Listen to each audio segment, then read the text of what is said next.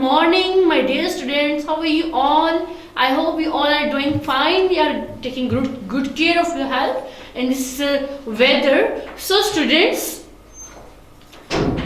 today I am here with the English lecture, and it's my third lecture. It's my third lecture of English. So, students, our chapter is chapter 11. Chapter 11. Unit 11, the stick that grew shorter. Okay, there is a logic behind this topic. इस topic के behind भी एक logic है. इस topic के behind एक logic है जो आप इसको read out करने के बाद आपको पता लगेगा कि ये stick के बारे में क्यों बात की जा रही है. Okay, so students, उससे पहले आपने अपने experiences recall करने हैं कि अगर how would you feel if someone has stolen your something, आपको कुछ चुरा लें from you, and what would you do if you saw someone steal something? और अगर आप किसी को देखें steal करते हुए, चोरी करते हुए, तो आप क्या करेंगे? ठीक है? और something आप किसी चीज को चुराते हुए देखेंगे तो क्या आपकी फीलिंग्स होंगी ना? So students, it's a lesson about the stealing and robber and catching the thief. एक lesson है जिसमें आप देखेंगे it has an interesting story. इस interesting story में क्या है? इस story में एक robber है, thief है, जो कि चोरी करता है किसी घर में. तो जो मास्टर होता है उस घर का, वो अपनी ट्रिक के जरिए उस चोर को पकड़ लेता है. ठीक है? So students, let's start our story. In a small valley surrounded by hills lived a rich man in a big house. You can see, आप देख सकते हो कि एक आप पिक्चर में भी देख रहे हो कि एक मैन है, rich man, is sleeping in his bedroom. तो एक वैलीज में, in a small valley surrounded by hills. So एक बता रहे हैं सीन कितना अच्छा था. In a small valley surrounded by hills, जिसके इर्द गिर्द हिल्स थी, and there lived a rich man in a big house. और रिच मैन का बहुत बड़ा घर था.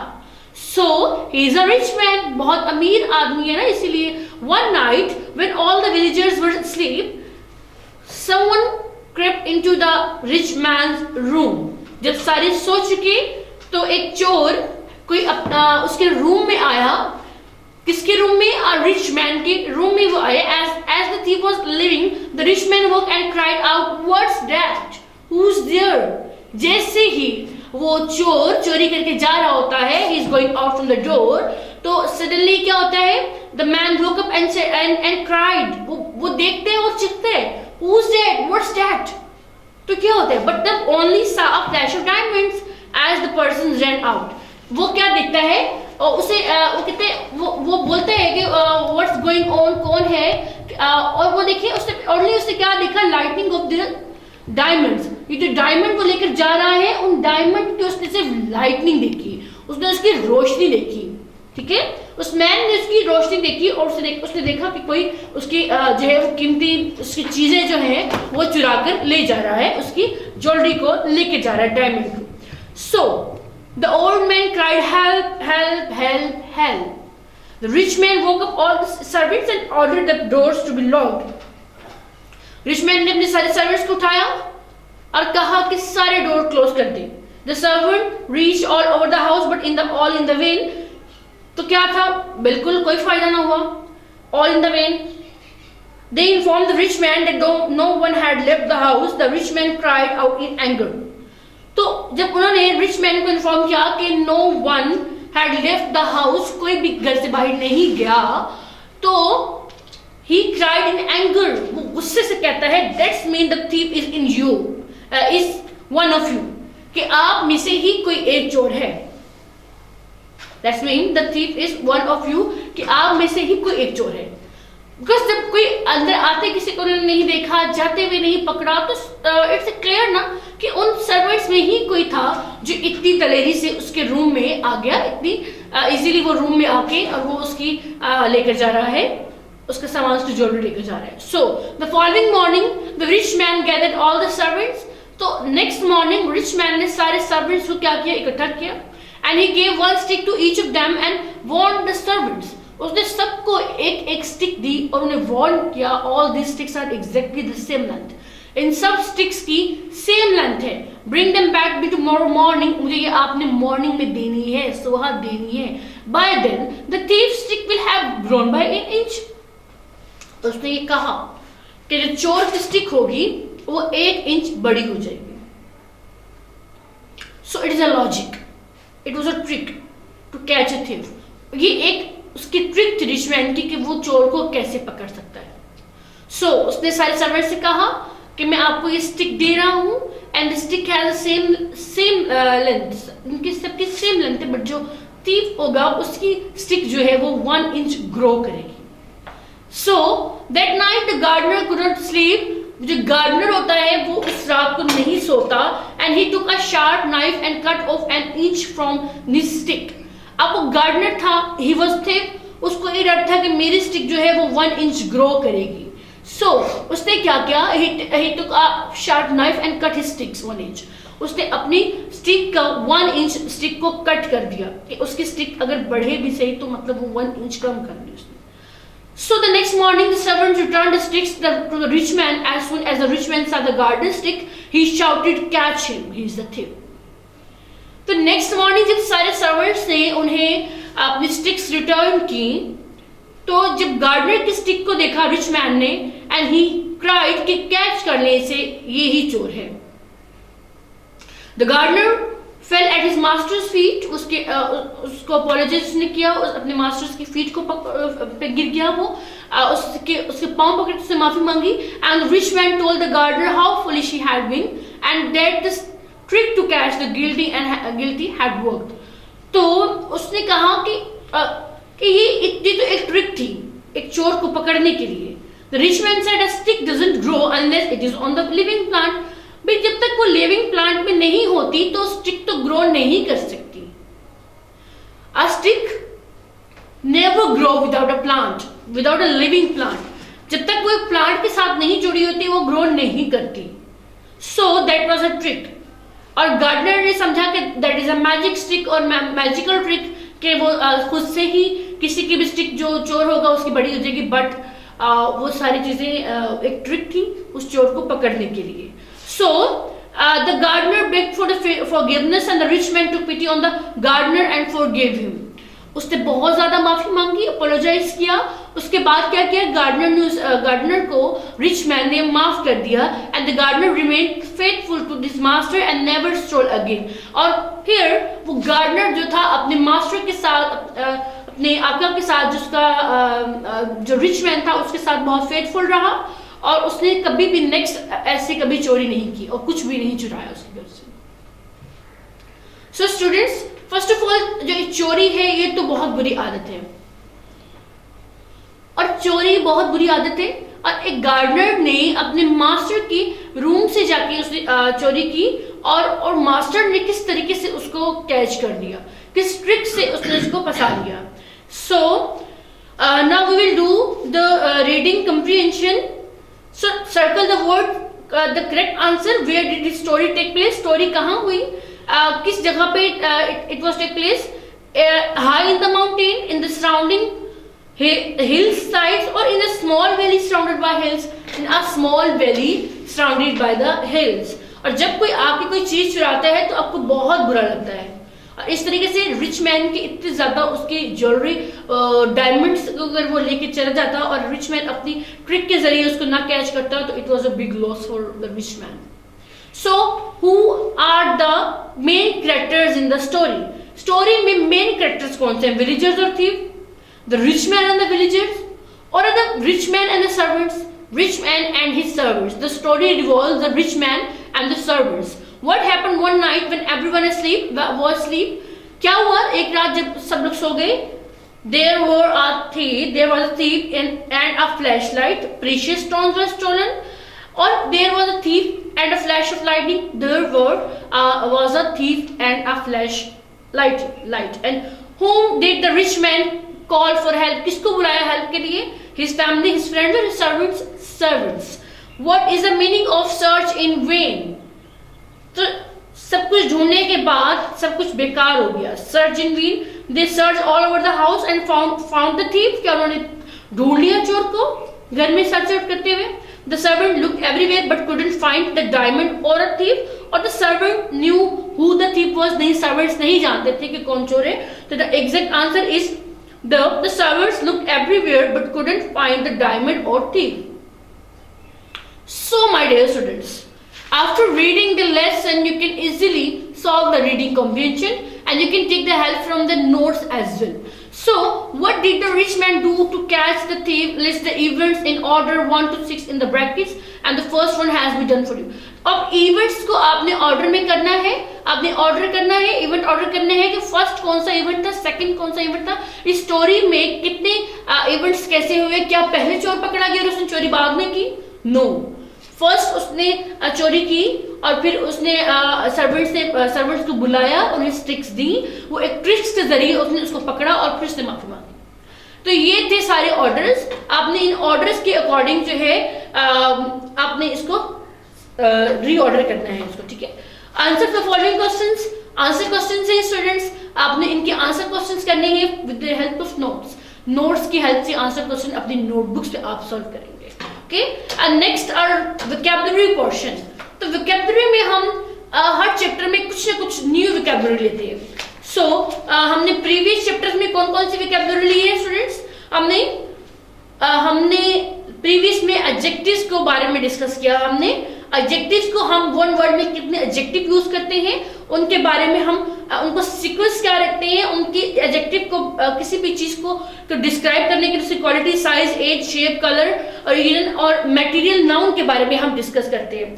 सो एडजेक्टिव्स को हम करेक्ट ऑर्डर में कैसे लिखते हैं. और उससे लास्ट चैप्टर में हमने यूनिट नंबर 9 में हमने क्या देखा, हमने वोकैबुलरी में रिसाइकलिंग की हमने वेस्ट, लैंडफिल, सेव, इसके बारे में हमने कॉमन साइंस जो थे उनको हमने डिस्क्राइब किया. सो आज हम वोकैबुलरी में सिमिली पढ़ने जा रहे हैं. We use simile to describe something by comparing with something else, and simile make your writing more interesting. तो सिमिले जो होती है वो हमारी राइटिंग को बहुत इंटरेस्टिंग बनाती है और ये किसी चीज को दूसरी के साथ कंपेयर किया जाता है एज लाइक कि ये इसकी तरह है. ठीक है. तो some similes use the word as and some similes use the word like. अब similes में 2 words यूज होते हैं, एक as और एक like, मीनिंग सेम है. ठीक है. The boy is as quick as lightning. अब हम बॉय की हम की क्विकनेस को हम लाइटनिंग के साथ मैच कर रहे हैं कि boy is as quick as lightning. तो इसमें हम क्या यूज कर रहे हैं, सिमिली यूज कर रहे हैं, as quick as lightning. The professor was wise as like an owl. तो अब उसकी वाइजनेस को एक बर्ड के साथ क्या किया जा रहा है, कंपेयर, क्योंकि वो बर्ड इतना वाइज है, अक्लमंद है. ठीक है. तो स्टूडेंट्स हम किसी को भी अब हम यूज कर सकते हैं दिस पेंसिल इज. अब पेंसिल के बारे में हम डिस्क्राइब कर सकते हैं, हम अपने डाइस के बारे में कर सकते हैं, हम बुक के बारे में कर सकते हैं. ठीक है. अब एक बॉय है, वो ही इज रनिंग फास्ट, तो हम कहेंगे this boy is as quick as thunder. Okay. तो professor was wise like an owl. As brave, अब एक पर्सन है वो बहुत बहादुर है. ठीक है. हम कहते हैं कि Ali is as brave as lion की तरह.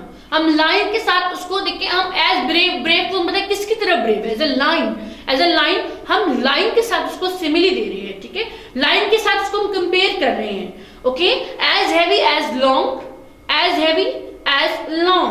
Okay. As loud as thunder. This book is as heavy as long. Okay. As loud as thunder. हम कहते हैं कि इतनी ज्यादा आवाज थी, एज लाउड एज थंडर, जैसे कि थंडर की आवाज होती है. ठीक है. As firm as a rock, कि वो मैन कितना फर्म है अपने डिसीजंस में, अपने प्रोमिसेस के बारे में. एज रॉक, जैसे कि एक पत्थर होता है. ठीक है. जैसे एक पत्थर, एक रॉक नहीं टूटता, इस तरह वो पर्सन भी अपने वादे से नहीं फिरता. ठीक है. As shiny as diamond. As shiny as diamond, ऐसे शाइनी जैसे कि डायमंड हो. Okay. As shiny as diamond. As shiny as diamond. Okay. Sleep like a baby. अब हमने एज के बारे में पढ़ा. Now I will discuss about like. As sleep sleep like a baby, क्या आप सो रहे हो किसकी तरह? लाइक अ बेबी, एक बेबी की तरह। तो हम ये सिमिलीज क्या करते हैं, कंपेयर करने के लिए, एक चीज को दूसरी चीज के साथ कंपेयर करने के लिए हम सिमिली यूज करते हैं। Like swim like a fish, swim like a fish, like a dream come true and general like a lamb. हम इस तरह से इन चीजों को डिस्क्राइब करते हैं। So simile is basically used to compare two things. Comparing describes something by comparing with it something else, किसी और चीज के साथ उसको हमने कंपेयर करना होता है, ठीक है। सिमिली जो है हमारी राइटिंग को बहुत खूबसूरत बनाती है, तो हमारी राइटिंग बहुत अच्छी, मीन्स कि जो हम राइट करते हैं वो अच्छा इंप्रेसिव टेक्स्ट होता है हमारे पास। So student fill in the blanks with the most suitable similes from above. ये सिमिलीज हैं आपके पास in the form of tables, in tables की फॉर्म में आपके पास सिमिलीज हैं। You have to solve the blanks by using these similes, okay? आपने अपने blanks को you have to fill the blanks by using these similes। In similes को use करते हुए आपने इन blanks को क्या करना है, आपने इन blanks को solve करना है। So the next is our grammar portion। Grammar, today we will discuss about the quantifiers। हम quantifiers के बारे में discuss करेंगे आज। quantifiers क्या होते हैं? They refer to one or two people or things, जो two peoples और two things के बारे में डिस्कस किए जाते हैं, जिससे हम क्वांटिफायर्स हम either or neither, either and neither refer to one or two people or things। I think mother will be cooking either rice or noodles tonight। अब दो चीजों के बारे में बात हो रही है कि वो सोच रहा है कि I think mother will be cooking, की शायद मम्मा बनाएंगी either राइस और नूडल्स, राइस से नूडल्स टुनाइट। तो वो दो चीजों के बारे में बात कर रहे हैं जिसके बारे में वो श्योर नहीं है, ठीक है। either his sister or brother or his brother will pick him up today। अब उसको नहीं पता कि उसके सिस्टर ने उसे पिक करना है या ब्रदर ने पिक करना है। एंड इन दिस सेंटेंस हम अगेन दो चीजों के बारे में बात कर रहे हैं। अनसर्टेनिटी है, हमें यकीन नहीं है, बट हम दो चीजों के बारे में बात कर रहे हैं, okay. either one of us can show you the way। हम दोनों में से कोई भी आपको एक रास्ता दिखा देगा। तो अब दो है, दो के बारे में बात हो रही है। इट नॉट डेड श्योर कि मैं ही दिखाऊंगा आपको, okay. either of you can take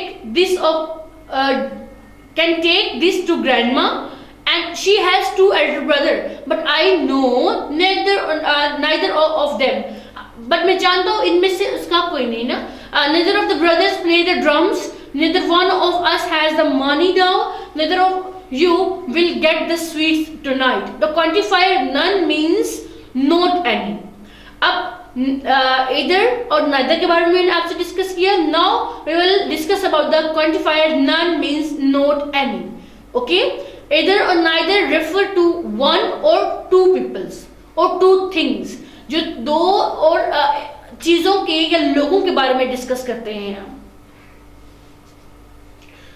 so none of the students in the class were late today।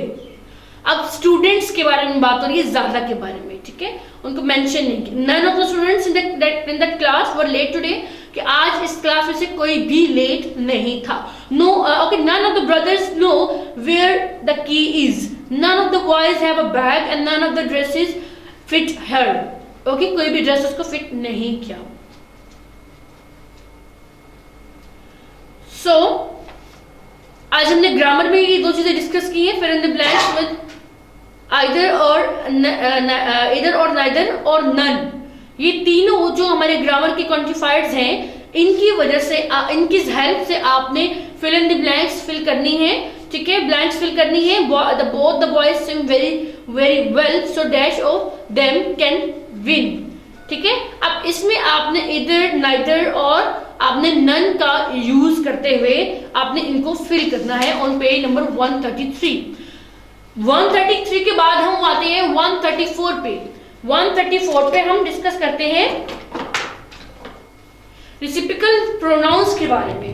पहले हमने रीडिंग कॉम्प्रिहेंशन डन की, then vocabulary we have discuss about the simile that is something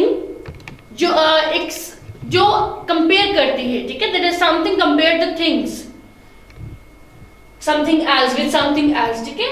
grammar either, neither, none और not any के बारे में हमने discuss किया, जहाँ टू और टू थिंग्स और पीपल्स के बारे में बात हो रही हो, एंड रेसिप्रोकल प्रोनाउंस के बारे में अब हम डिस्कस करेंगे। ग्रामर का ही पोर्शन है हमारा रेसिप्रोकल प्रोनाउन। रेसिप्रोकल प्रोनाउंस क्या होते हैं students? To say that each person in the group does the same thing to the other person. तो इस इट्स मीन के each person in a group does the same thing to the other person. We use each other when we are referring to two peoples, and we use one and other to refer to more than two peoples. हम दो लोगों के लिए हम क्या use करते हैं? each other, और दो से ज्यादा के लिए हम यूज करते हैं one and other. one and other. So Annie and Mary are talking to each other. वो दो लोग आपस में बात कर रहे हैं. They are in the group and doing same thing. वो दोनों एक ही चीज कर रहे हैं और वो ग्रुप में है. And they are talking to each other. अब एक दूसरे से बात कर रहे हैं. दो लोगों के बारे में बात की है, इसलिए हम यूज करेंगे each other. My parents waved goodbye to each other at the bus stop. Parent ने, दोनों फादर मदर ने each other गुड बाय कहा at the bus stop. The students, अब स्टूडेंट्स हैं, ज्यादा हैं, more than two. Students help one and other in the class. One and other, एक दूसरे की उन्होंने हेल्प की इन द क्लास में. अब हम कह सकते हैं the students help each other. No, the students, क्योंकि वो दो से ज्यादा के बारे में बात हो रही है. So that's why we will use one and other in the class. The three sisters hug one and other. Three sisters हैं, not two. दो होती तो हम each उसको ये three sisters है, इसीलिए हम कह रहे हैं one and other. So fill in the blanks with each other or an other. Each other or another के use से आपने blanks को fill करना है, and you can take help from the notes as well. अपने notes से भी आप help ले सकते हैं हमारे students. नोट्स आप स्कूल से कलेक्ट करें, अपने नोट्स के जरिए अपने बुक्स को, अपने चैप्टर्स की एक्सरसाइजेस को कंप्लीट करके उसको लर्न करें. So in this grammar portion we have discuss about many things, and you have to do practice of this things on your books by filling the blanks. ठीक है, blanks को fill करते हुए आपने इनकी प्रैक्टिस करनी है. ठीक है, और आपको बताया है हम कि रेसिप्रोकल नाउन्स कौन से होते हैं? प्रोनाउंस दैट के अगर एक ग्रुप में, in a group that person जो है वो सेम थिंग कर रहे हो. ठीक है, that each group does the same thing to the other person. Same thing जो दूसरों के साथ कर रहे हो. ठीक है, जो सेम हेल्प कर रहे हैं तो सेम कर रहे हैं, टॉकिंग बातें कर रहे हैं तो सेम कर रहे हैं, स्टडी कर रहे हैं तो सेम कर रहे हैं, गुड बाय कह रहे हैं तो सेम ही ग्रुप में वो पीपल सेम काम ही कर रहे हैं. ठीक है, now we will discuss about the spellings. Spellings में हम आज लॉन्ग ई साउंड पढ़ेंगे. Long E sound, remember the spelling rule, I before and E, okay, except after C. तो अब देखिए, I E achieve, believe, brief, grief, niece, peace, relieve और thief. Ceiling, device, revise, receipt. जब E आई आता है सी के बाद तो उसकी साउंड क्या होती है? और अगर ई आई साउंड सेंटर में आती है किसी वर्ड के, सी उसमें प्रेजेंट ना हो, तो साउंड क्या होती है? तो अगर उसमें आई ई हम यूज करते हैं, लॉन्ग ई साउंड किसी भी वर्ड में यूज करते हैं, like achieve, believe, grieve, brief, niece, piece, relief and thief. यही साउंड अगर सी के बाद आए, किसी भी वर्ड में सी हो और उसके बाद ई आई आए, ई आई नॉट आई ई आई, उसकी ceiling, ceiling, ceiling, receive, receive, receipt, उसकी साउंड क्या होगी? चेंज होगी. All these words make the long E sound. ये लॉन्ग ई साउंड बनाते हैं. ठीक है, अब जैसे सीलिंग, रिसीव, रिसीव, अब इसमें लॉन्ग ई साउंड भी प्रेजेंट है. Relieve, receive, believe, deceive, receipt, grieve, अब इन सब वर्ड्स में लॉन्ग ईज वोवल साउंड जो है वो प्रेजेंट है, ठीक है। Fill in the blanks using the words from the word list above. अभी जो आपके पास वर्ड लिस्ट है, आपने बिफोर आई बिफोर और ई एक्सपेक्ट आफ्टर सी, आई ई और ई आई आफ्टर सी, इन वर्ड्स की आपने कहाँ प्रैक्टिस करनी है, इन वर्ड्स को आपने ब्लैंक्स यूज करते हुए ब्लैंक्स को फिल करना है। The guard catch the dash thief who was trying to enter our house. Thief, there was a lizard on the ceiling of my room. Ceiling, I am aunt's favourite niece. Did you get a receipt for the phone you bought. अब इस तरह ये आपने इन words को use करते हुए, spelling words को use करते हुए आपने इसे कंप्लीट करना है। So my dear student, page number 138 writing, it's get into the groups of 3, write a different ending for the story, the stick that grew shorter, and think of the different way to catch the thief. In your notebook, write 2 or 3 paragraphs to describe that what was done to the catch the thief, and here are some ideas to get you started. So student, it's a creativity, it's a creative writing, और इसमें आपने क्या करना है, आपने आप भी अपना एक एक्सपीरियंस आप ऐसे कर सकते हो कि इस स्टोरी का टाइटल तो सेम रहे, बट उस थीफ को उसको पकड़ने के लिए हमें क्या करना चाहिए, उस थीफ को पकड़ने के लिए हम कोई और जो है वो ट्रिक अपना सकते हैं। तो उसके लिए हम क्या कर सकते हैं, अभी आपको स्टार्ट दिया गया catching the thief. What did the rich man do, what did the servants do, what was the new plan. तो रिच मैन क्या करेगा, उसका न्यू प्लान क्या होगा, सर्वेंट्स क्या करेंगे, ठीक है। What did the thief do, thief क्या करेगा, and where did the plan take place, plan कहाँ होगा, and how did the story end, story end कैसे होगी। इस तरह आप खुद से भी अपनी एक स्टोरी क्रिएट कर सकते हो जिसमें प्लान भी आपका हो और एंडिंग भी आपकी हो, ठीक है। आपको एक मैप दे दिया गया है, वर्ड मैप, आप उस मैप के जरिए अपनी स्टोरी को कंप्लीट कर सकते हो।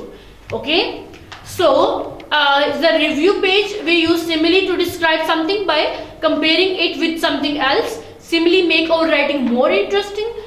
We have discussed about the simile in the vocabulary portion, and quantifiers either neither refer to one or of the two peoples or things. Okay, the quantifier none means not any. None का मतलब होता है कि नहीं, कोई भी नहीं. We use the reciprocal pronouns to say that each person in the group does the same thing to the other person.